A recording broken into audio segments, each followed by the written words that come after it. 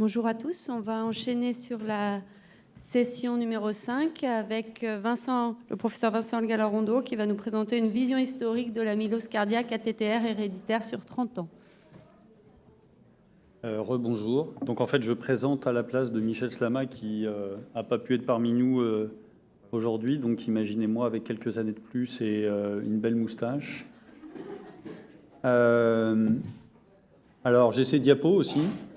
Donc voilà, vous pouvez vous projeter, Michel Slama, qui se voit peut-être un tout petit peu plus grand qu'il ne l'est, parce qu'il s'est mis plus grand que David Adams. Et pour ceux qui connaissent les deux, on sait qui est Joe Dalton et qui est Avrel. Donc voilà. Alors on va faire. Donc c'est les diapos de Michel. Donc avec, vous voyez l'écriture rouge sur fond vert, l'écriture jaune sur fond bleu. Donc tout ça est une rétrospective historique. Et ceci étant, il y a quand même quelques vérités à l'intérieur de ce diaporama. La première, c'est qu'il y a de plus en plus de publications sur l'amylose. Ça, on sera tous d'accord pour le dire. La deuxième chose, c'est que quand on reprend historiquement, c'est une description initiale qui a été neurologique sur les formes héréditaires et portugaises, avec cette polyneuropathie ascendante. Et à la fin, on a compris qu'il fallait mettre probablement un peu des cardiologues dans la boucle de ces pathologies. Et on sait maintenant que c'est une maladie de système et que il faut voir un petit peu au-delà du système nerveux et du cœur, ce qui pour les cardiologues ne nous arrange pas tous les jours. Sur le plan cardiaque, l'amylose cardiaque, elle est relativement complexe, avec initialement une classification qui était faite dans les cardiopathies hypertrophiques. Et après, on s'est rendu compte que les cardiomyocytes avaient une taille qui était normale et qu'en fait, il y avait des dépôts dans la matrice extracellulaire et que c'était une cardiopathie infiltrative. Cette infiltration anatomique, elle a des conséquences hémodynamiques avec l'apparition d'une cardiopathie restrictive et puis d'une atteinte systolique. En particulier, sur les formes associées à une polyneuropathie, il y avait une dysautonomie qui se voyait sur le système cardiovasculaire et que l'infiltration se faisait sur l'ensemble des structures, y compris sur les structures électriques avec des incidences élevées d'arythmie et de blocs auriculo-ventriculaires. Il y a énormément de variants qui ont été décrits et il y a quelques messages clés à avoir. Petit 1, même s'il y a des formes plutôt qui s'expriment sur le plan cardiaque, comme le variant V122I, ou des formes plutôt qui s'expriment sur le plan neurologique, quand on cherche bien les différentes atteintes, en fait, on se rend compte qu'il y a un peu de neurones dans le cœur et il y a un peu de cœur dans le neurone, et qu'en fait, beaucoup de ces variants sont associés à des atteintes mixtes, avec derrière des choses qu'on ne comprend pas encore bien exactement. En particulier, on a du mal à comprendre pourquoi certains variants peuvent donner deux formes cliniques assez différentes en termes d'atteinte, comme le variant V30M.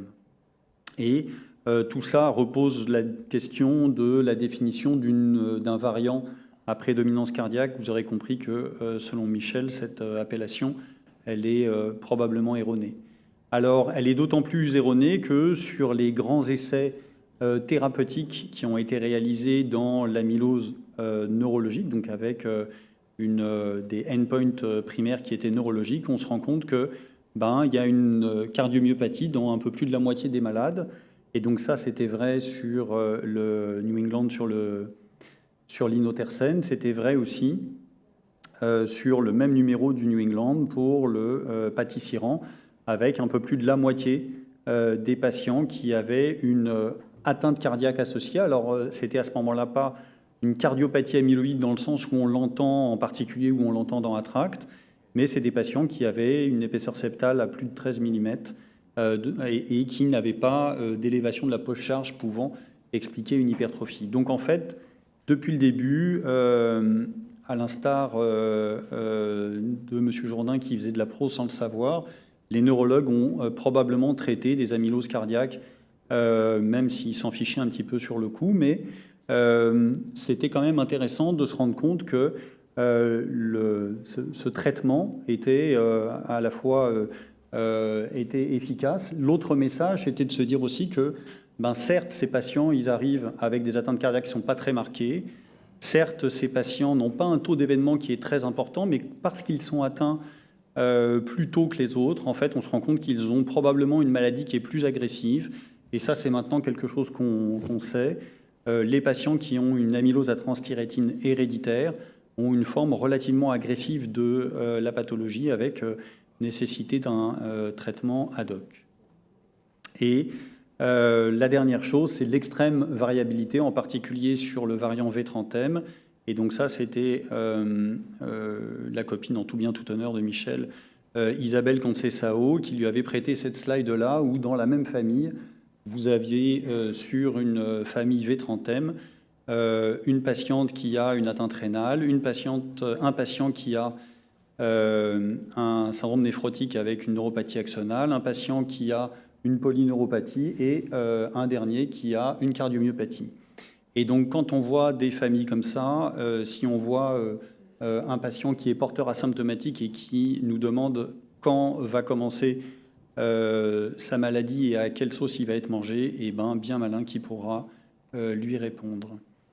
L'autre chose, pour continuer un petit peu sur ce variant V30M qui est vraiment encore bien mystérieux, on s'est rendu compte dans le centre que en fait, l'atteinte cardiaque apparaissait à peu près au même moment, que ce soit sous la forme neurologique précoce ou que ce soit sous la forme neurologique tardive.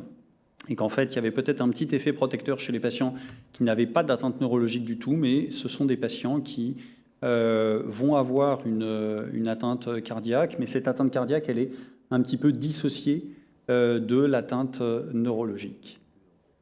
Autre chose, on avait screené les variants, si on s'éloigne un petit peu de l'atteinte du variant purement portugais, et on s'était rendu compte que, alors qu'on nous demande de commencer à penser à la maladie à partir de 60-65 ans selon les guidelines, en fait, il y a un tiers des patients qui ont une atteinte cardiaque démontrée dans l'amylose à transthyrétine héréditaire avant 60 ans, avec, vous voyez, pour certains variants, une atteinte médiane qui commence très très tôt, entre 30 et 40 ans. Et donc voilà, à contrario, vous avez certains variants qui ont l'air d'être plutôt tardifs, et je ressouligne l'extrême variabilité de l'atteinte cardiaque qu'on voit dans les variants V30M, où vraiment tout est possible.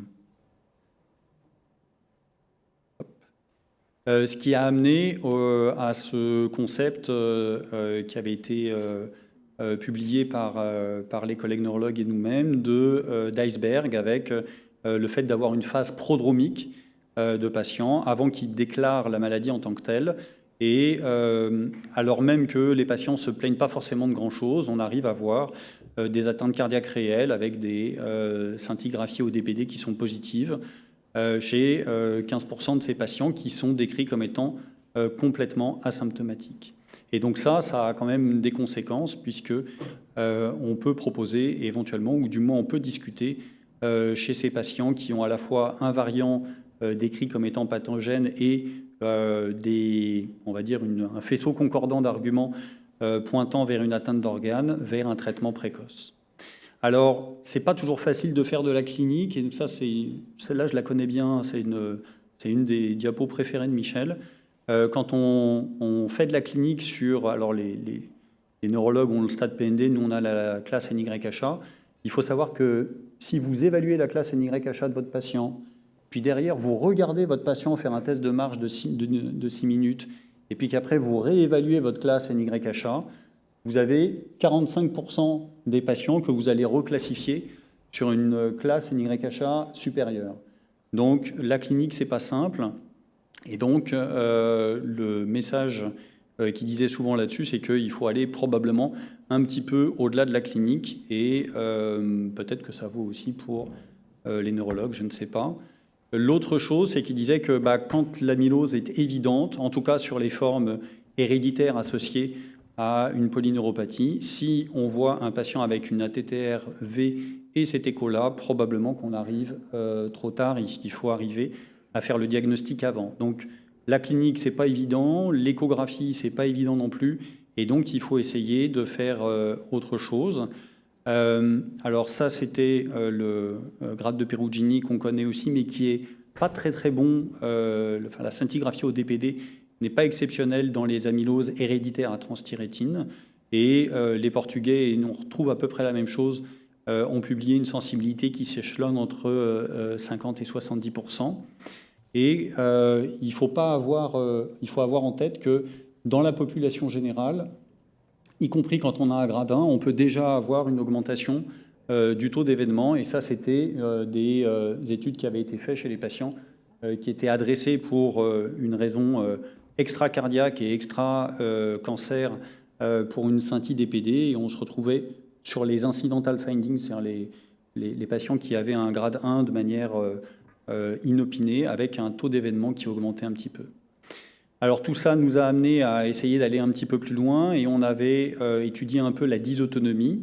On l'a étudié avec plusieurs outils. Il y a eu l'imagerie des récepteurs au muscarénique. Donc ça a été fait initialement en scintigraphie. Il fallait aller chercher, aller quasiment faire les patients à la sortie du cyclotron.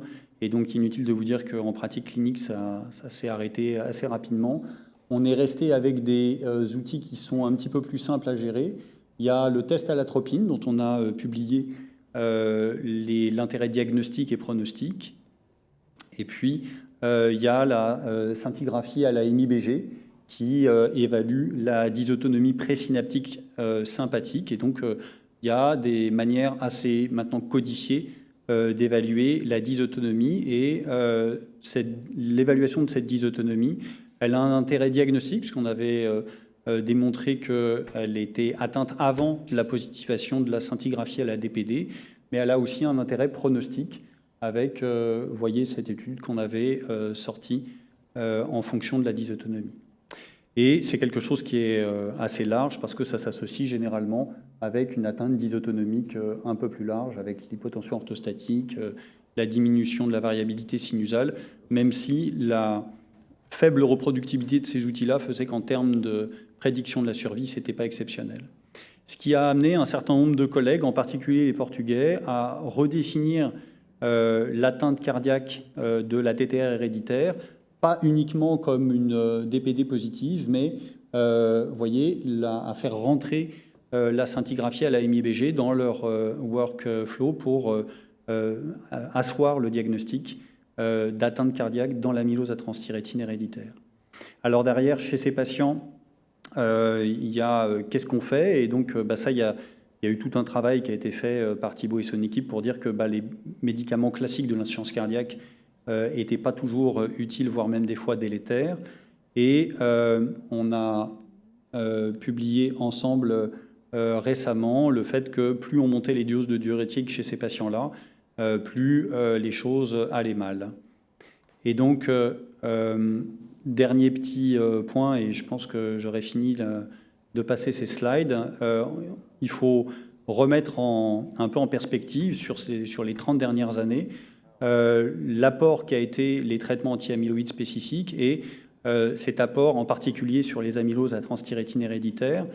Vous voyez que le premier essai, c'était ATTRACT avec encore 25% d'amylose à transthyrétine héréditaire. Il n'y avait pas suffisamment d'amylose à transthyrétine héréditaire pour que ce soit significatif, ou du moins que ce soit l'analyse en sous-groupe soit significative. Ceci étant, on voyait ce qu'on a vu après dans Attribute aussi, c'est que ces patients sont manifestement beaucoup plus sévères en termes d'évolution et de cinétique d'évolution que l'amylose à transthyrétine wild type, et qu'ils bénéficient des traitements anti-amyloïdes spécifiques, que ce soit des stabilisateurs ou des silencers, mais qu'ils ont une cinétique d'évolution qui a tendance à être plus agressive.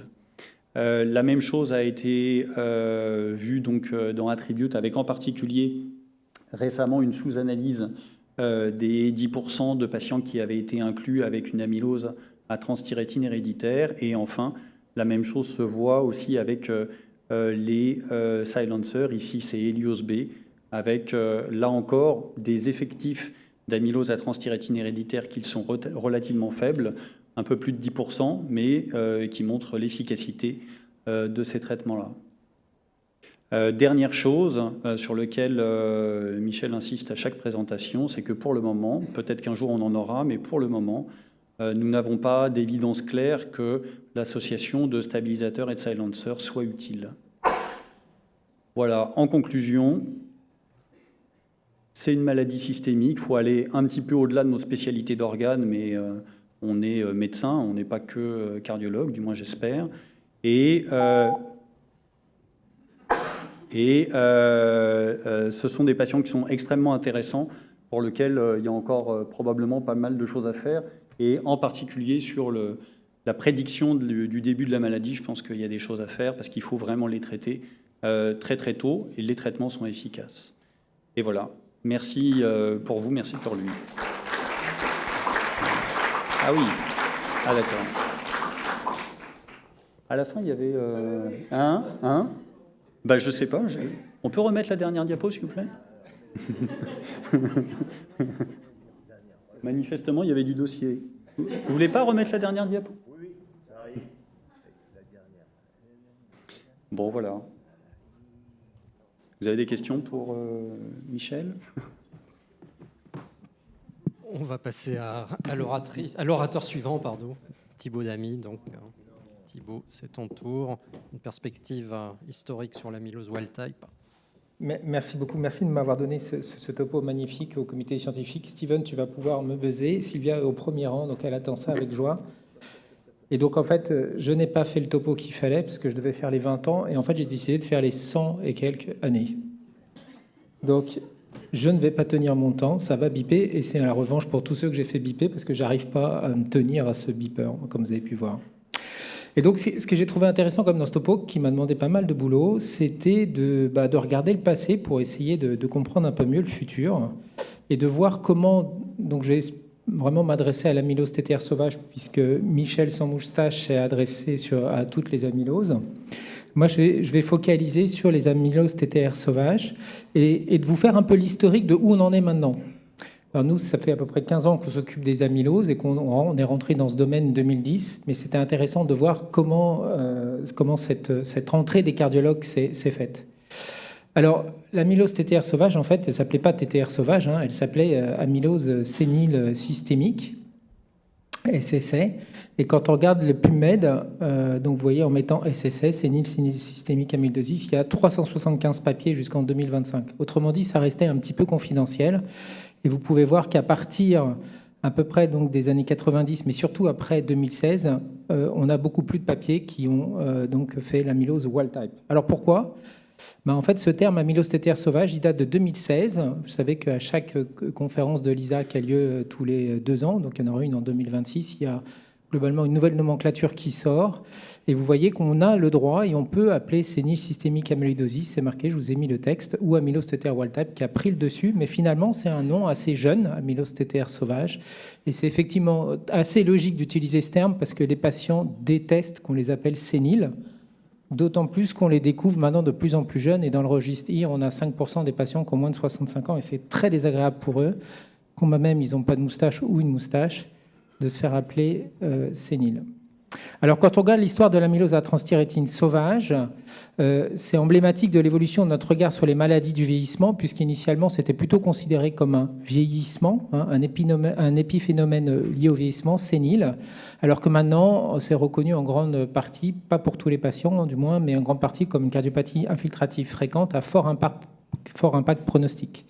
Elle est bien sûr accessible maintenant au traitement. Alors, quand on regarde l'histoire, vous voyez, je suis remonté jusqu'à 1876. Alors, j'ai dû faire de la recherche PubMed. Pas tout le temps en anglais ou en français. Et puis, finalement, 1876, on en parle en 1980. Et la plupart, ce que je vais vous détailler après, c'est des séries autopsies cliniques, puis un peu de génétique, de spectro, de scintigraphie. Et c'est vraiment en 2005 qu'a commencé le diagnostic imagérique non invasif, où là, c'est rentré dans le domaine de la cardiologie. Donc, vous voyez, c'est la grande flèche bleue, la cardiologie. Et maintenant, avec le développement des thérapeutiques ciblées, notamment depuis le Tafamidis, depuis 2018, comme Vincent vous l'a montré, on peut dire que ça fait pleinement maintenant partie du focus cardiologique. Mais finalement, ça ne date que vraiment depuis 7 ans seulement. Et donc, pour les cardiologues, ça reste une pathologie fréquente. Alors, d'où elle vient, cette histoire d'amylose TTR sénile ou sauvage ? Ça remonte à 1876. Ça a été publié par Isidore Soyota dans un journal en allemand d'une revue de Prague. Et c'est le premier cas décrit d'amylose, les deux premiers cas décrits d'amylose systémique sénile. Puis après, il y a eu pas mal de cas. Et il y a un cas très intéressant qui a été publié en 1939 par Koletsky et Sletcher, qui publie une cohorte en fait, d'amylose TTR sénile qui ont, en plus, sur des séries autopsiques, une infiltration des valves cardiaques, des tendons et des os, avec une possible fracture du fémur. Donc vous voyez, quand même, il a fallu, pour que les cardiologues lisent ce papier, ou du moins se rendent compte, parce que c'est vraiment dans notre quotidien, un certain nombre d'années. Et puis après, donc, vous voyez, il y a d'autres papiers en 1948, 1957 et 1960 qui font surtout le lien entre des séries autopsiques et donc où on découvre lors d'autopsie de cœur en fait des dépôts d'amylose systémique et donc on dit sénile ou qu'on appelle atypical amyloidosis associated with senility. Donc vous voyez, on ne sait pas trop encore la classer. Et donc apparaît ce terme SSA parce que ces séries autopsiques concernent majoritairement des sujets âgés. Et puis, en fait, il a fallu attendre quand même 1980. C'est tous les travaux de Pierre Westermarck, qui a travaillé donc toute sa vie et qui est quelqu'un d'incroyable de compétences et de connaissances anatomopathologiques. Il a décrit le lien entre les SSA et puis la préalbumine et la transthyrétine native, non mutée. Et donc, vous voyez, ça date donc de 45 ans, si je ne me trompe pas dans mes calculs. Alors, de 1960 à 1985, c'est cette ère anatomopathologique que je vais vous détailler un peu plus. Donc, il y a de nombreuses séries autopsiques, mais ça reste, vous voyez, dans le domaine de l'anatomopathologie qui est à la limite de la médecine légale, où on voit ces dépôts d'amylose cardiaque très fréquents chez le sujet âgé, associés donc au vieillissement. Je vous montre un travail formidable fait par Aurélia Pomerance, c'est le petit graphique, où elle décrit quand même qu'il y a 20% de patients qui ont une amylose systémique sénile, 20%, et qui ont, avant d'être biopsiés, eu une insuffisance cardiaque. Elle décrit les cœurs, etc., etc. Alors, vous voyez, ça date de 1965, et il a fallu attendre 2012 ou 2015 pour que Redfield de la Mayo Clinic ressorte la même série autopsique pour nous convaincre que cette maladie existait. Mais quand on regarde dans le passé, finalement, les anciens l'avaient bien compris. Alors finalement, il a fallu attendre dans les années 85 à 90 pour qu'il y ait des cardiologues qui se penchent dessus sur ces anomalies histologiques pour faire le lien avec une maladie cardiaque. Et donc on va identifier même donc, ces fibrilles, la normale transthyrétine, et puis on va la distinguer aussi des formes héréditaires sauvages et en faire quelque chose à part, puisqu'il y avait une incertitude quant à sa pathogénie et aussi sa distinction avec les AL et les ATTR héréditaires. En 1987 apparaissent plusieurs papiers à partir de ce moment-là sur cette fois-ci des diagnostics faits in vivo chez des patients biopsiés, donc où on va faire, donc là c'était encore des autopsies, mais faire le lien entre la dysfonction myocardique et les dépôts d'amylose, et ils vont recommander, vous voyez, un marquage immunohistochimique de la préalbumine est recommandé chez les patients présentant une amylose cardiaque prouvée par biopsie en l'absence de chaîne légère monoclonale détectable, et donc on avance en 87 sur un diagnostic clinique. Mais vous voyez, de 87 à 96, il faut attendre un autre papier fait encore par les Américains sur le diagnostic histologique, vous voyez, pré-mortem, alors pré-mortem, ça veut bien tout dire, Recognition of Systemic Senile Amyloidosis with Cardiac Involvement, voilà, sur 18 patients, où il précise l'importance de l'immunomarquage à la transthyrétine, où il n'y a pas de gammapathie, où il y a à peu près 12 patients qui ont une recherche de mutation génétique qui n'ont pas. Les patients sont majoritairement en insuffisance cardiaque et en FA. Et il précise donc que le typage immunohistochimique comportant la transthyrétine est indispensable pour différencier les amyloses. Et ce qui est là, quand même la petite cerise à la fin du gâteau, ça va plaire à Arnaud Jacquard, c'est que le pronostic est nettement meilleur que dans l'amylose AL, mais en fait, les agents alkylants sont contre-indiqués dans l'amylose sénile systémique. Donc 96, c'était il n'y a pas si longtemps, mais ils avaient tenu à le préciser qu'il ne faut pas les mettre sous chimio. 2006, donc il y a 20 ans, encore une revue magnifique faite par l'équipe américaine, où ils remettent tous les examens à faire. Donc 2006, il n'y a pas encore, vous voyez, la scintigraphie osseuse, ils parlent de l'écho, de l'électro, du cathé. Et à chaque fois, ça finit sur un truc, évidemment, le diagnostic histologique, qui a été bien sûr un frein au diagnostic, puisque demander de faire des biopsies, particulièrement des biopsies cardiaques, ça peut compliquer la donne, notamment le diagnostic. Donc de 85 à 2005, quand même, les cardiologues ont aussi travaillé en parallèle de tout ça et ont décrit quand même le phénotype cardiaque qui est décrit comme insuffisance cardiaque à FEVG préservée, hypertrophie ventriculaire gauche inexpliquée, donc c'est un épaississement du myocarde, dysfonction cardiaque, troubles conductifs et rythmologiques. Mais pourtant, dans la même année, vous voyez, en 2004, il y a un magnifique New England Journal of Medicine qui parle de diagnostic heart failure et l'échographie. Je pense qu'Olivier, ça lui ferait plaisir, mais en fait, c'est probablement une amylose. Donc, on n'a pas encore fini. Même le plus grand journal prestigieux peut probablement se tromper. L'autre chose intéressante, c'est aussi la position de la TTR héréditaire, donc la fameuse aussi mutation VAL122. J'ai oublié de mettre la date, mais je crois que ça date de 2008, ou qui reprend en fait une série de patients avec ces mutations VAL122. Le variant avait été découvert en 1988 sur un patient. Et là, la conclusion est quand même frappante, c'est qu'à l'époque, c'est pas si vieux que ça, on ne savait pas vraiment quelle était la pathogénie de cette mutation, si c'était juste un facteur de risque, si c'était vraiment une mutation pathogène.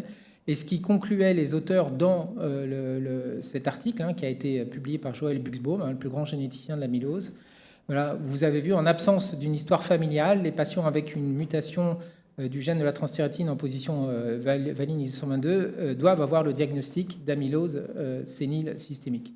Donc vous voyez, on avance vraiment dans la compréhension. Le boom, on le doit à notre maître à tous, Claudio Rapezzi, qui malheureusement nous a aussi quittés, qui a publié ce travail avec le docteur Perugini. Alors quand on parle du score Perugini, j'ai fait un test, tout le monde voit un homme. Alors vous voyez, on est très genré. En fait, c'est une femme, Enrica, et c'était une de ses fellows. Voilà. Donc Enrica Perugini, c'est ce score qui est peut-être le plus utilisé maintenant dans le monde. C'était une femme. Merci à elle. Et bien sûr, elle a fait ce travail avec Claudio Rapezzi, dernier auteur, et a démontré l'intérêt de la scintigraphie osseuse dans la fixation, dans le diagnostic de l'amylose TTR, et a vraiment déclenché quelque chose. Mais de 2005, il a fallu attendre 2015, puis où on a fait cette réunion, et 2016. La création de ce algorithme diagnostique, le premier. Donc cette réunion a eu lieu à Londres, au NAC. Alors j'y étais, j'ai eu cette chance et cet honneur d'y être et de voir les plus grands experts de l'amylose. J'étais encore jeune et sans moustache. C'était un moment assez incroyable où on a pu pooler toutes nos bases de données, ce qu'on avait dans tous les départements à travers le monde qui étaient présents. Vous voyez, il y avait du monde. Et on a pu colliger et travailler ensemble. Et j'ai eu l'honneur et vraiment le plaisir, un peu douloureux, je vous l'avoue, de faire ce graphique qui a été validé après par les experts, non sans multiples retours, pour réussir à trouver quelque chose qui convenait à tout le monde. Et qui maintenant, grâce à ce consensus d'experts, donc on a amélioré vraiment le diagnostic. Et donc, à partir de ce moment-là, et surtout aussi encore après le travail publié par l'équipe de Pablo Garcia, qui démontrait donc la prévalence de la TTR sauvage de 13% dans les insuffisances cardiaques à FEVG préservées, là, le diagnostic, avec à la fois l'imagerie, en se passant en partie de l'histologie sans gammapathie, ça a vraiment mis le boost. Et bien sûr, c'est l'arrivée du tafamidis en 2018, on en reviendra. Mais ça a aussi bouleversé un peu le champ de la cardiologie, parce que globalement, finalement, nous, les cardiologues, on est passé à côté de ce diagnostic pendant de nombreuses années, et ça a profondément perturbé, je pense, beaucoup de travaux scientifiques dans le monde, sur notamment l'FPEF, mais sur d'autres pathologies, où les amyloses se sont retrouvés inclus dans les essais thérapeutiques. Et c'est probablement pour ça qu'on n'a quasiment aucun médicament qui marche dans l'FPEF. C'est qu'il y avait une grande proportion de patients qui avaient des amyloses qui ont été inclus. Et donc là, je vous mets le travail de Sylvia, c'était pour éviter qu'elle me buzz, mais c'est pas elle qu'elle buzz, qui a regardé donc dans notre base de données combien de nos patients qui avaient des amyloses auraient pu être inclus dans les essais thérapeutiques en reprenant les critères des essais thérapeutiques. Et on arrive en fonction des essais thérapeutiques, mais pour la majeure partie, c'est entre 65 à 50% de nos patients qui auraient été inclus. Et pour une étude qui n'avait aucune donnée échocardiographique, parce qu'elle était plus ancienne, sur les IEC, c'est 16%. Mais plus on a essayé de sélectionner les insuffisances cardiaques à FEVG préservées sur l'hypertrophie ventriculaire gauche, plus on a augmenté évidemment le nombre d'amyloses inclus dans les essais, et on aboutit à un échec, ce qui a permis à Sylvia et à Diane de proposer cet algorithme pour améliorer les choses. Alors avant l'ère thérapeutique spécifique, on l'a connu pendant 8 ans, c'est ce pronostic très défavorable. Je vous cite là une étude de Connors, de l'équipe encore américaine, 35% de survie à 5 ans. Voilà. Là, il vous montrait à l'époque encore comment il fallait faire le diagnostic, et il demandait une scintigraphie. Alors, le moment peut-être le plus formidable de nos existences, les amyloïdologues, c'est l'ESC 2018 à Munich, où Claudio Rapezzi a présenté les résultats de l'étude ATTRACT. Je vous avoue que je n'ai pas pu m'empêcher d'aller regarder sur le site de l'ESC. Quand on est abonné, on peut voir, pour revoir la présentation de Claudio. Et Claudio, en fait, il n'avait pas de buzzer à l'époque, mais il a fait une présentation du maestro Claudio. C'était assez incroyable, puisqu'il est resté sur cette diapositive pendant quasiment 9 minutes. 9 minutes pour 10 minutes de discussion, et tout le monde se disait mais il va sortir les résultats, il va sortir les résultats. Et moi qui étais dans la salle, je me disais mais qu'est-ce qu'il fait Claudio, qu'est-ce qu'il fait Claudio? Et à la fin, il a conclu, il a passé les diapos, il a dit bon vous verrez dans le New England Journal of Medicine, c'est online.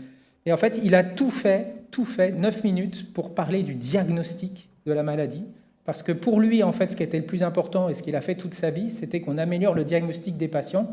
Et il savait que maintenant qu'il y avait un traitement, les gens pourraient avoir accès au traitement, mais à une seule condition, évidemment, que le diagnostic soit fait. Donc quand même, Maître Claudio, alors Pfizer est dans la salle, et voilà, mais certains l'avaient un peu mauvaise, mais il avait tout compris, c'est qu'évidemment le problème, c'est un enjeu de diagnostic, et que là, il avait 6000 personnes dans la salle, et c'était à ce moment-là qu'il fallait faire et leur expliquer comment faire le diagnostic de cette maladie. Et vous avez compris, il a passé sa vie à essayer d'améliorer le diagnostic de ses patients.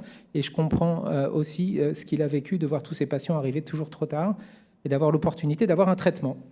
Donc le boom en France arrive. Je laisse à Steven la joie de me buzzer. Là, un travail, donc, c'est la cohorte IR qui est coordonnée par Mounira. Voilà, on a dépassé les 9000 patients maintenant en décembre 2025 inclus. Et donc, on arrive vraiment à un boom de dépistage, bien sûr dans le monde, mais aussi en France, qui va nous permettre aussi encore d'améliorer le diagnostic et la prise en charge. Alors, il y a des controverses, évidemment, à tout ça, en perspective. On n'a pas fini d'avancer. Le dépistage ciblé versus systématique. Est-ce que tout est pathologique ou est-ce qu'il y a des patients qui ont finalement une amylose bénigne? Le coût, c'était pour le plaisir. Le coût et l'efficacité. Les thérapies émergentes. Et donc, tic-tac, il est temps de changer de tactique. Passons au tac au tac. Donc, tic-tac, on fait le diagnostic autant de l'insuffisance cardiaque et les patients on diagnostique l'amylose cardiaque. Maintenant, il est temps d'avoir les patients au stade de l'amylose cardiaque et d'essayer de stopper l'insuffisance cardiaque. Et peut-être qu'un jour, on les diagnostiquera au stade de l'amylose cardiaque et on retirera les dépôts, d'où le tac au tac. Et voilà. Et donc, oui, ça vous comprendrez demain pour ceux qui restent. Et donc, voilà, pour ce qui est de l'avenir, il ne s'agit pas de le prévoir, mais de le rendre possible. Vous voyez, je recite Antoine de Saint-Exupéry. Et puis maintenant, je crois que l'amylose cardiaque ou les amyloses cardiaques font partie du domaine de la cardiologie. On est en train de redécrire toutes nos pathologies en incluant l'amylose cardiaque comme une des pathologies. Et on est dans une ère tout à fait incroyable. Et merci aussi, bien sûr, à nos partenaires industriels qui nous donnent l'opportunité et la chance d'avoir tous ces traitements pour nos patients et pour eux-mêmes, bien sûr. Merci.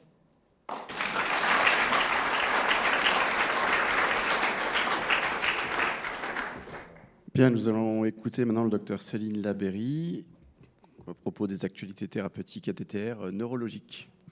Bonjour à tous. Alors moi aussi j'ai fait attention, j'ai pas amené ma moustache. Donc moi je vais vous présenter l'actualité thérapeutique donc dans la neuropathie amyloïde à transthyrétine mutée.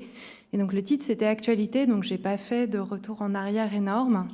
Je me suis arrêtée vraiment sur les dernières actualités en espérant que vous n'avez pas de questions sur les choses plus anciennes, mais on aura une discussion tout à l'heure.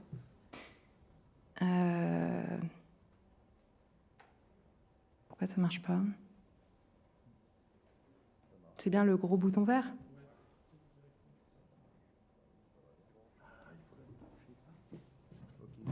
C'est celui-là? Ah. Donc mes liens d'intérêt. Non, c'est marrant, ça ne marche pas. Ça y est, c'est bon. Ok, donc cette diapo de physiopathologie, je pense que vous la connaissez déjà. En fait, je vais la reprendre un petit peu pour positionner les différents traitements aux différentes étapes finalement de la maladie.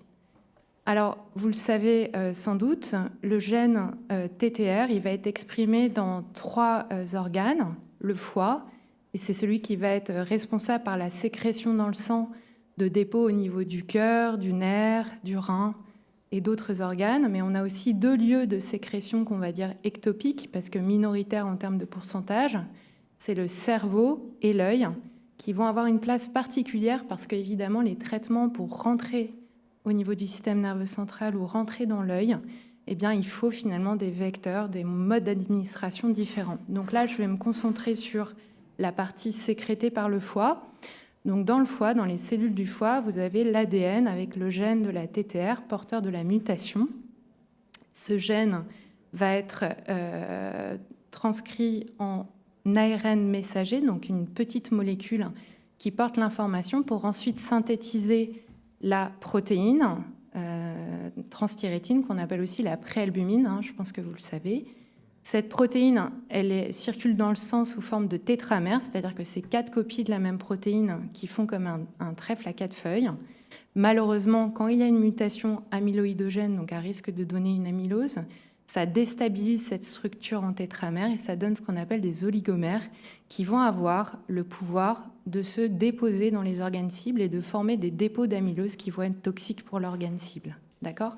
Donc si on repositionne les différents traitements, c'est un petit peu logique.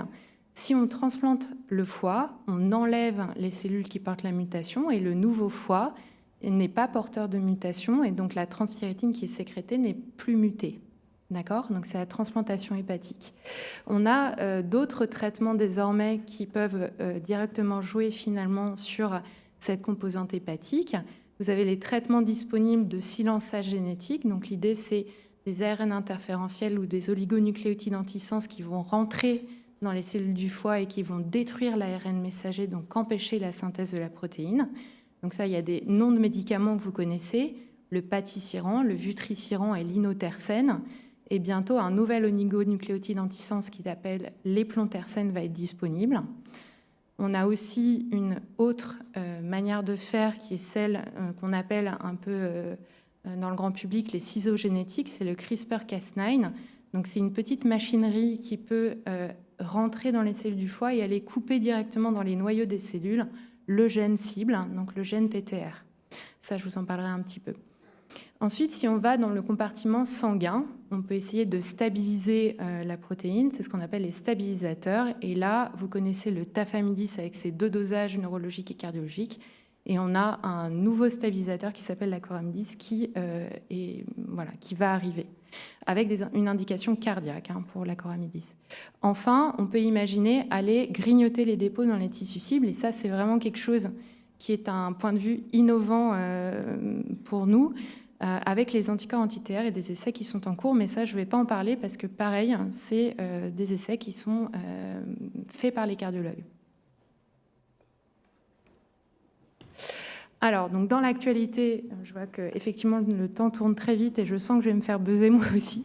Donc, je voulais juste vous parler des nouveaux vecteurs. En fait, dans le silençage génétique, vous savez sans doute que le vutrisiran, l'éplontersen sont disponibles en sous-cutané avec des administrations qui sont plus espacées que ce qu'on faisait avec le patisiran en intraveineux tous les 3 semaines.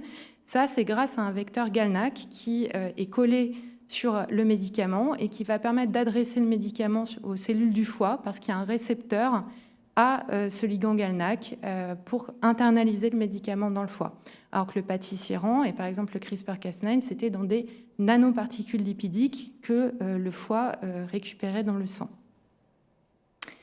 Donc, les nouveautés sur ces traitements de silençage génétique, on a l'étude d'extension de Neurotransform avec des données jusqu'à 5 ans d'utilisation qui montre, alors à chaque fois dans les publications de silençage génétique, c'est logique, on va aller regarder un marqueur biologique qui va être la sécrétion de la protéine. Si la sécrétion de la protéine est franchement diminuée, c'est qu'on a ce qu'on appelle une efficacité biologique, avec toutes les critiques et les parenthèses qu'on peut faire sur ce dosage. Ça, c'est le futur qui nous donnera éventuellement des analyses plus précises. Néanmoins, l'éplontersen dans les études à long terme, eh bien, on voit que l'efficacité biologique, c'est le schéma de gauche, la courbe rose. Effectivement, le dosage de transthyrétine, la préalbumine dans le sang, est effondré. Ensuite, on regarde l'efficacité clinique. L'efficacité clinique dans toutes les études neurologiques, en général, vous avez un score qu'on appelle le score de Nice, qui est un score clinique, c'est celui du tableau de gauche, et vous avez finalement une horizontale en pointillé qui est l'absence de changement de score, et vous voyez que si on va vers le haut, c'est qu'on s'aggrave, si on va vers le bas, c'est qu'on s'améliore, et la courbe rose reste à peu près sur une horizontale. À droite, en général également dans les études neurologiques, vous avez ce qu'on appelle le Norfolk. C'est un auto-questionnaire de qualité de vie des patients. Donc c'est toujours intéressant d'avoir le point de vue du patient et pas uniquement l'examen clinique du neurologue. Et là aussi, on voit donc sur la droite, quand on va vers le bas, c'est qu'on s'améliore. Quand on va vers le haut, c'est qu'on s'aggrave. Et donc la courbe rose permet une amélioration de la qualité de vie. Et ça, les patients sont évidemment toujours très contents d'expérimenter ça. On a également des données de l'étude sur le vitricirant qui s'appelle l'étude Helios-A avec, ça ne passe plus, si. Donc là aussi, des résultats, mais vous avez sans doute déjà vu, d'efficacité clinique. Là, c'est le score MNIS plus 7. Alors, c'est le score de Nice clinique auquel on rajoute des données d'électromyogramme et dysautonomie. Et le score de Norfolk est là, juste pour voir si vous suivez, c'est plus la courbe rose, mais c'est la courbe bleu foncé qui est celle du produit à l'étude contre le placebo qui est en rose. Et donc on voit une stabilisation, amélioration des paramètres. Voilà, donc étude d'extension qui montre que ces résultats sont prolongés dans le temps. C'est la même chose avec les études d'extension pour le pâtissirant. Et finalement, c'est intéressant parce que c'est une question évidemment hyper importante pour les patients et pour les cliniciens quand on initie un traitement. Est-ce que cette efficacité qu'on voit dans les premières années, elle se maintient dans le temps? Donc c'est toujours quelque chose de très important pour nous. Et ce que montrent ces différentes études, c'est qu'on peut avoir évidemment dans le temps, quand on prend le temps long, des modifications avec des NIS qui peuvent un peu progresser, ce genre de choses. Donc je pense que plus le temps va passer, plus on va avoir de données d'extension et à plus long terme, et plus on va pouvoir aussi regarder ce qui se passe dans la vraie vie auprès de nos patients. Finalement, au-delà de ces résultats bruts, qu'est-ce que ces études nous ont appris et en quoi ça peut vous intéresser dans la vie quotidienne? Alors, toutes les études montrent, et donc là c'est une étude, les médicaments n'ont jamais été comparés directement les uns aux autres, on vous les a juste mis côte à côte, mais ce qu'on voit, c'est que, première étape, c'est que finalement la fonction neurologique, elle peut être préservée, voire améliorée. Donc ça, effectivement, ces études, ça a été une révolution pour les patients, et ça donne envie de se battre et de continuer à se battre avec les études d'extension et de nouveaux produits. Ensuite, la deuxième leçon, c'est que la qualité de vie, elle peut être préservée, elle peut être améliorée aussi dans la neuropathie amyloïde ATTR mutée. Et donc ça, c'est aussi une deuxième excellente nouvelle pour nos patients. Enfin, si on va encore un peu plus loin pour essayer de regarder quels sont les patients pour lesquels il va y avoir le plus de bénéfices, eh bien, si on se stratifie les patients en fonction de leur gravité initiale au début de l'étude, ce qu'on voit, c'est que plus on traite tôt avec des NIS faibles, c'est-à-dire avec des atteintes cliniques plus modestes, et plus on est efficace. D'accord ? Donc ça rejoint un peu ce que viennent de dire mes collègues cardiologues, c'est qu'évidemment, il faut diagnostiquer tôt pour traiter tôt, parce que, évidemment, c'est là que ça se passe le mieux. Alors, il y a d'autres études. Là, je vous avais montré des résultats avec le pâtissirant. Là, il y a d'autres résultats qui vont dans le même sens avec d'autres produits. Donc, l'inotersen. Donc là, c'était un papier qui permettait de voir que l'amélioration pour la qualité de vie était d'autant plus vraie chez les patients plus jeunes et à un stade plus précoce de la maladie. Je passe parce que le temps file. Et ensuite, ça, c'était une diapo pour vous montrer qu'au-delà de cette efficacité clinique, il y avait ce critère absolument majeur qui est celui de la survie globale. Et dans l'étude d'extension à long terme du pâtissirant, on voit que les facteurs prédictifs de survie qui ont été identifiés, c'était un score FAP, donc c'est un score de handicap neurologique, donc bas, et un traitement précoce. Donc tout va dans le même sens. J'arrive pas à passer à chaque fois. Alors, deuxième nouveauté, on va dire, quand on commence à regarder les petites lignes dans les études, c'est la dysautonomie. La dysautonomie, donc c'est, les patients le savent, extrêmement pourvoyeur de handicap. Ce sont les lipothymies, donc l'hypotension orthostatique, les diarrhées, Dans les études, quand on regarde finalement ces domaines de dysautonomie, on voit que les traitements ils semblent également avoir un effet sur cette dysautonomie, pas uniquement sur le score de Nice, qui est un score qui est basé sur la force motrice, les réflexes, la sensibilité. Mais finalement, quand on regarde la dysautonomie, on a également un effet. Et là, c'est dans l'étude Apollo, donc le pâtissier-rang, on voit une efficacité en particulier sur les items hypotension orthostatique et diarrhée, qui sont finalement les plaintes dysautonomiques les plus fréquentes de nos patients. Alors, donc, finalement, la diapo résumée sur un peu ce que les études nous ont appris dernièrement et ce qui, à mon avis, doit nous permettre de mieux faire les prochaines études et de mieux prendre en charge nos patients, c'est l'importance d'un traitement précoce et donc d'un diagnostic précoce, le maintien d'efficacité dans le temps, l'effet sur la mortalité et l'effet sur la dysautonomie qui doit être un peu mieux précisé. Maintenant, quelles sont encore finalement les choses à faire? Alors, quelque chose qui nous tient beaucoup à cœur en neurologie, c'est l'atteinte du système nerveux central. Finalement, la majorité des neurologues qui s'occupent des patients avec une neuropathie amyloïde ATTR mutée sont des gens qui ne font pas beaucoup de neurologie du système nerveux central, mais finalement, on va en faire et on en fait, puisque effectivement, l'amylose ATTR mutée peut donner des atteintes au niveau du système nerveux central, donc du cerveau. Et comment va-t-on prendre en charge ces patients? Alors, première question, y a-t-il une place pour les stabilisateurs? On sait que le tafamidis passe à faible concentration la barrière hémato-encéphalique. Il y a une étude qui a montré que c'était 1,5% de la concentration dans le sang, donc ça reste quand même vraiment des toutes petites quantités. Il y a un médicament, un vieux médicament qui s'appelle la tolcapone, qui a été utilisé par les neurologues des mouvements anormaux il y a 20 ans, qui est donc, on le sait, un traitement qui passe la barrière hémato-encéphalique. Et il a été montré in vitro que ce médicament avait un pouvoir de stabilisation de la transthyrétine. Donc, ça agite pas mal la communauté neurologique en ce moment, de savoir si cela pourrait avoir un intérêt dans l'amylose ATTR mutée avec atteinte centrale. J'espère qu'on aura des données à vous présenter l'année prochaine.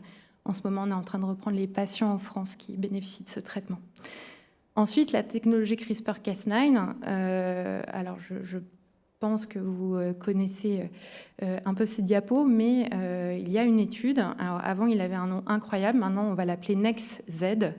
C'est donc CRISPR-Cas9 pour le gène de la TTR, avec une première publication en 2021 de quelques patients qui avaient reçu ce médicament, avec toujours ces fameuses courbes sur la droite qui permettent de montrer que la protéine n'était plus sécrétée dans le sang après l'injection du médicament. Et cette année, la publication des résultats sur 36 malades qui a permis de montrer qu'on avait effectivement une chute drastique de la concentration en protéines transthyrétine dans le sang après une seule injection. Et donc ça, c'est le diagramme de gauche. Et sur la droite, des courbes. Alors, l'étude n'avait pas été designée pour voir l'efficacité neurologique. C'était une étude de tolérance. Néanmoins, des premiers résultats qui semblaient extrêmement intéressants sur le score de Nice, toujours ce même score neurologique, comme vous le voyez sur le tableau de droite, et c'est la courbe de gauche. Ah, ça y est, je me fais buzzer. En fait, une fois que c'est fait, c'est mieux. Et ben voilà, vous avez vu, finalement, j'étais pas si mauvaise.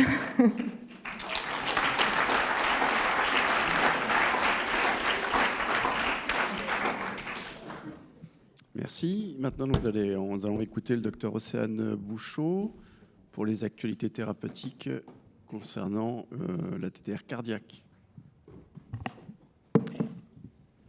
Bonjour à tous. Moi, je travaille à l'hôpital d'Annecy. Merci pour l'invitation. Ça m'a donné quelques sueurs froides.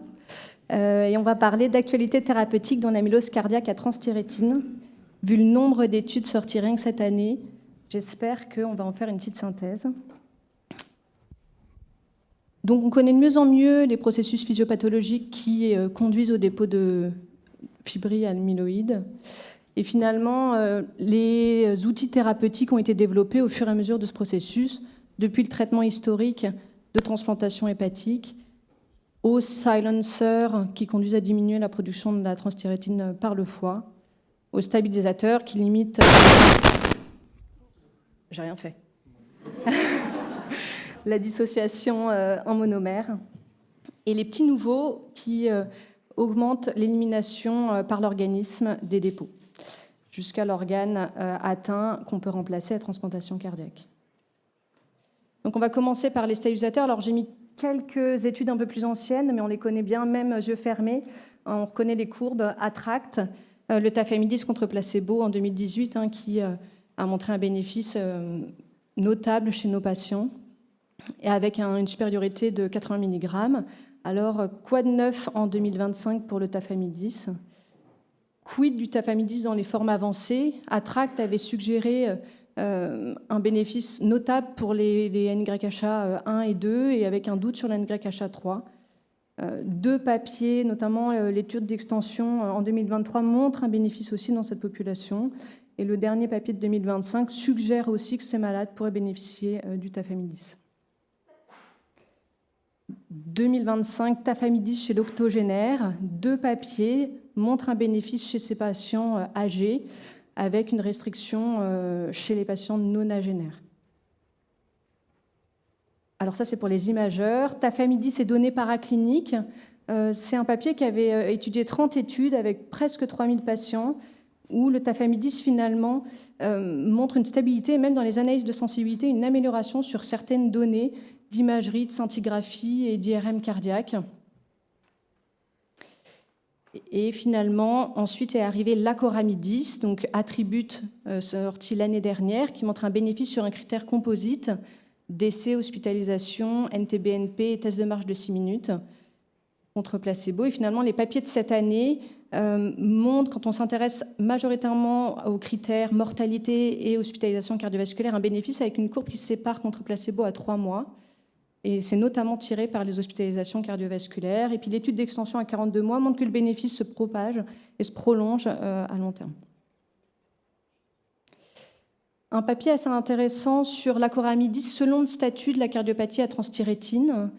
Les patients, que ce soit les patients sauvages ou les patients héréditaires, tirent bénéfice de ce traitement. Et même, ils sont intéressés à regarder par génotype en montrant que les patients VAL 122 bénéficiaient, peut-être même plus que certains autres, du traitement. Après, voilà, un peu de prudence parce que c'était des tout petits effectifs. Il y avait 23 patients dans le groupe acoramidis. Voilà. Alors, un petit mot sur acoramidis et le dosage de transthyrétine. On a vu que dans Attribute, il y avait une augmentation du dosage du tétramère dans le sang contre placebo. Cette augmentation était assez constante. Et donc, un papier récent montre qu'une augmentation précoce du tétramère plasmatique était associée à une baisse de la mortalité. Et les auteurs se posent la question si finalement ce ne serait pas une façon de différencier les patients répondeurs des non-répondeurs. Une question dont on n'a pas encore la réponse. Quid des patients asymptomatiques mutés?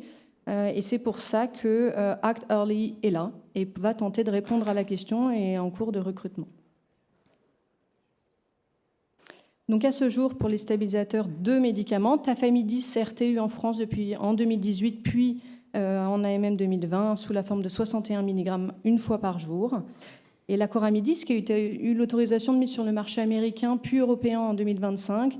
Et on vient d'avoir l'ASMR et SMR le 1er décembre, où on attend la fixation du prix, qui est en 2 fois par jour, 712 mg. Donc ensuite, les silencers. Comme on a vu, 3 classes et 3 mécanismes d'action qui ont tous pour but de réduire la production de la protéine par le foie. Les RNA thérapies, que ce soit le double brin, le siRNA, ou le monobrin qui altère l'ARN messager, et l'édition génomique par la technique de CRISPR-Cas9 qui va altérer directement le gène avec des effets permanents. Donc le premier, le patisiran, 2023 Apollo B, qui avait montré un bénéfice sur le test de marche de 6 minutes, suivi 12 mois, une petite cohorte de patients, 25% sous tafamidis, et qui n'était pas designé pour des données de morbimortalité. Et en France, on a la chance d'avoir le cadre de prescription compassionnelle chez les patients avec une cardiomyopathie à transthyrétine, wild type ou héréditaire. Et il faut qu'ils soient soit intolérants au tafamidis ou qu'ils ne répondent pas au tafamidis à 1 an, et avec des espérances de vie de plus d'1 an. Alors, quid de la non-réponse? C'est des données cliniques, biologiques, d'imagerie ou d'utilisation de diurétiques. Et donc, ces malades sont soumis à la discussion, notamment RCP national du réseau amylose ou de Finemus. Et donc, 24 patients bénéficient en France à ce jour, d'autres en ont eu et puis ont décédé. Et ce matin, on m'a même dit que 4 patients allaient être encore inclus en janvier, donc ça fera 28 patients. Le grand frère de Patisiran, c'est le vutrisiran, Helios B, publié l'année dernière, qui avait montré un bénéfice sur un critère composite décès et événements cardiovasculaires, avec un bénéfice majoritairement dans les formes assez précoces d'atteinte cardiaque. Et donc le papier de cette année sur le vutrisiran, c'est l'étude d'extension qui avait montré que le bénéfice se prolongeait même à 42 mois. Donc pour les siRNA, patisiran toutes les 3 semaines en injection, avec le CPC en France depuis 2024, et le vutrisiran, à ce jour, on attend la fixation SMR-ASMR par l'HAS pour l'atteinte cardiaque, et c'est en sous-cutané tous les 3 mois. Il y a un autre siRNA qui est en cours pour le nucrisiran, qui s'appelle Triton-CM, qui est en cours de recrutement. On passe aux oligonucléotides antisens. L'inotersen, qui avait été initialement utilisé dans les atteintes héréditaires avec atteinte neurologique, qui avait montré un bénéfice sur la qualité de vie. Dans NeuroTTR, il y avait quand même 63% d'atteinte cardiaque. Et le traitement avait montré un bénéfice sur la qualité de vie et les données neurologiques, mais il y avait eu quelques données de safety, notamment glomérulaires et hématologiques. Et finalement, c'est l'eplontersen qui a été retenu, notamment dans les études cardiaques, avec cardio-TT Transform, qui est l'étude de phase 3. Et ça va être une étude dont les résultats vont nous intéresser, parce qu'il y a plus de 1400 patients, qui est quand même beaucoup. Ils estiment à 70% sous stabiliseur, donc on va avoir des données de bithérapie. Et donc, on a hâte d'avoir les résultats qui sont pour le SC 2026. L'édition génomique, CRISPR-Cas9, donc on a vu le nom NextZ qui montre un knockout complet de la mutation du gène de la transthyrétine. L'étude phase 3, c'est Magnitude, qui est actuellement interrompue sur un effet indésirable hépatique grave chez un patient. Donc, on va avoir des nouvelles dans les semaines probablement à venir. Et les petits derniers, ceux qui augmentent la clairance des dépôts par l'organisme, qui sont des anticorps monoclonaux et qui vont finalement favoriser la phagocytose des fibres amyloïdes. Alors le premier, c'est le NI006 ou ALXN2220. Et l'étude de phase 1 était assez séduisante parce qu'ils avaient réussi à montrer une diminution de la fixation scintigraphie et une diminution de l'ECV en IRM à 12 mois. Et donc on attend l'étude de phase 3 qui est DEPLE-TTR, qui est actuellement en cours, avec plus de 1100 patients. Le deuxième anticorps monoclonal, c'est le coramitug, qui avait montré dans l'étude de phase 2 un bénéfice sur les NT-BNP. Et donc, il y a une étude avec un nom assez sympa qui est Cléopatra, qui est en cours de recrutement pour étudier cette molécule-là contre placebo. Et le petit dernier des anticorps monoclonaux, c'est l'AT02, mais on est encore en étude de phase 1, donc voilà, il va falloir attendre un peu pour les phases 3. Un petit mot sur la transplantation hépatique. Peu de données, mais il semble que ce soit les patients les plus graves qui aient un pronostic assez similaire aux autres indications de transplantation hépatique. Encore faut-il savoir bien sélectionner le malade qui est assez grave du cœur, mais pas trop grave d'ailleurs. Dans les séries, il n'y a pas d'évidence pour des récidives d'amylose sur les greffons, mais il y a quand même l'étude qui est en cours qui cherche à savoir chez ces malades-là s'il y a un bénéfice à les mettre sous tafamidis. En somme, vous l'avez compris, il y a une accélération majeure de l'innovation thérapeutique depuis notamment ATTRACT, où certains sont en phase 1, certains en phase 2, certains en phase 3, certains publiés. Et comme on en a déjà parlé, l'étude ATTRACT finalement avait des patients bien plus graves que les études qui ont eu lieu après. Et on voit bien dans les courbes de mortalité qu'on sélectionne probablement des patients plus précocement. Et donc, il est difficile notamment de comparer les études entre elles. 2 papiers essayent de le faire cette année. À gauche, le papier suggère une supériorité du tafamidis sur un critère dur qui est la mortalité toute cause et les hospitalisations cardiovasculaires, suivi du vutrisiran en monothérapie et de l'acoramidis. Et le papier à droite essayait de voir s'il y avait une classe, les silencers ou les stabilisateurs, qui étaient supérieurs l'un à l'autre, mais où ils n'ont pas réussi à montrer de supériorité. Néanmoins, comme disent bien les auteurs, prudence sur ces comparaisons, car les designs des études étaient différentes, les populations étaient différentes, et les endpoints également. Travailler sur les molécules thérapeutiques et tous ces développements font nous reposer des questions sur même les mécanismes physiopathologiques. Et finalement, dans l'amylose, il y a probablement un déséquilibre entre les productions et les éliminations. Et finalement, on peut se demander si en phase précoce, il faudrait plutôt utiliser les stabilisateurs ou les silencers. Et puis quand les dépôts rendent vraiment symptomatique le patient, plutôt utiliser l'augmentation de la clairance via les anticorps monoclonaux. Mais à ce jour, on n'a pas de réponse évidente. Beaucoup de questions en suspens. Faut-il utiliser à la phase initiale un stabilisateur ou un silencer? Et si c'est le cas, lequel? Faut-il combiner les thérapies au début ou après et sur quels critères? Question qui n'est pas toujours facile. Faut-il déprescrire? Et pourquoi? Chez les patients qui n'ont pas d'atteinte cardiaque, faut-il prévenir le développement et faut-il instaurer des médicaments? Quid des données de safety sur des prescriptions à large échelle? Jusqu'à maintenant, globalement, la safety était bonne. J'en ai peu parlé dans le topo. Mais sur les prescriptions à large échelle, on en saura plus. Un consensus d'experts très récent par les Américains qui finalement mettent sur la même ligne tafamidis, acoramidis ou vutrisiran. Et puis après, à réfléchir en fonction de l'accès du pays, la vie du patient, et puis les considérations médico-économiques qui ne sont pas négligeables. Ils mettent un petit point sur les patients peut-être où il est trop tard pour les traiter, où il faut discuter la transplantation cardiaque. En tout cas, actuellement en France, il faut faire une synthèse. Atteinte cardiaque à transthyrétine, tafamidis depuis le RTU de 2018, patisiran, l'accès compassionnel depuis 2024. Et on attend l'acoramidis, la fixation du prix, et le vutrisiran, où on n'a pas encore même la VHS. Un tout petit mot sur le traitement non spécifique de l'amylose, où il y a un bon consensus d'experts par l'ESC qui est sorti récemment. Ils insistent bien qu'il manque des études de grande ampleur, mais ils parlent et de la stratégie médicamenteuse de l'insuffisance cardiaque, et la prise en charge des valvulopathie, et toute la question de la stimulation et des arythmies, avec des questions qui restent non répondues. Quid de l'entresto, par exemple, du moniteur implantable, de la stratégie de stimulation, etc., etc. Il est super bien fait. Et donc, en conclusion, beaucoup de molécules ont émergé ces dernières années avec des mécanismes différents, sans comparaison directe, probablement peut-être pour des temporalités dans la maladie différentes, chez des patients qui, à ce jour, on les diagnostique encore trop tard pour la majorité. Donc beaucoup de questions restent en place. Vivement 2026. Je ne me suis même pas fait buzzer.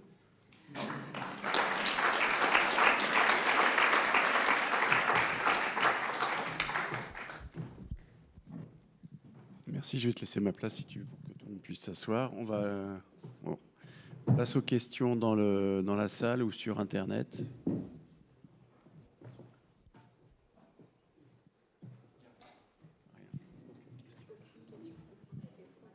Peut-être une petite question pour les cardiologues. La TTR qui augmente sous stabilisateur, comment ça fonctionne? Ah, c'est la question qu'il ne fallait pas poser. C'est la question pour le moustachu, là, je crois. Alors, les dosages immunoflémétriques qui ont été utilisés dans Attribute dosent la transthyrétine circulante et pas forcément la transthyrétine tétramérique. Néanmoins, en première approximation, on est en droit de penser que quand on stabilise la forme tétramérique, c'est probablement celle qui augmente dans le sang, et donc il est probable que ça corresponde au fait que la forme tétramérique est stabilisée. Ça reste des hypothèses qu'il faudrait confirmer. Ce qui est sûr, c'est que dans le quartile le plus bas d'augmentation, on commençait à s'approcher du groupe placebo en termes d'effet. Donc manifestement, chez les patients qui n'ont pas cette réponse-là, il y a l'air d'y avoir un effet sur la mortalité qui est moins important du traitement. A contrario, sur les quartiles qui augmentent le plus, il y a un effet qui est plus important et vraiment un effet dose dépendant sur ce delta, qui se retrouve à la fois sur les ATTR wild type, mais aussi sur les ATTR héréditaires. Ok. Parce que moi, j'ai cru comprendre, effectivement, on en a déjà discuté, que le dosage de la préalbumine, en fait, on ne sait pas très bien ce qu'on dose et qu'il y a de nouveaux tests qui sont en train d'être mis au point pour savoir si on dose le tétramère ou autre chose ou tout le package, quoi. Mais, ok. Est-ce qu'il y a des questions dans la salle, non? Moi, j'avais une petite question aux collègues neurologues, parce Océane a abordé la problématique de la déprescription des stabilisateurs de membrane. Est-ce que vous avez réussi à répondre à ça ou pas du tout? Alors, c'est hyper délicat comme question, hein. Enfin, je pense que on a un peu l'analogie, je dirais, avec d'autres maladies qui sont pourvoyeuses de handicap. Et je pense en particulier, me vient en tête la sclérose en plaques. En fait, typiquement, par exemple, quelqu'un aujourd'hui qui a du mal à marcher à cause de la maladie, c'est un peu vache de juger d'un traitement que sur les jambes parce qu'on a encore des bras, hein, par exemple. Et ça, c'est une problématique qu'on a eue avec la sclérose en plaques par le passé sur des AMM qui étaient donnés sur la déambulation.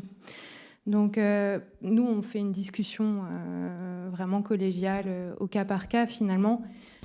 Aujourd'hui, ce qui a pu se passer, ce qui nous est arrivé, c'est malheureusement des patients qui ont eu d'autres maladies très graves et dans lesquelles se posait la question, est-ce qu'on poursuivait le traitement pour l'amylose alors qu'on avait un cancer très évolutif ou quelque chose comme ça.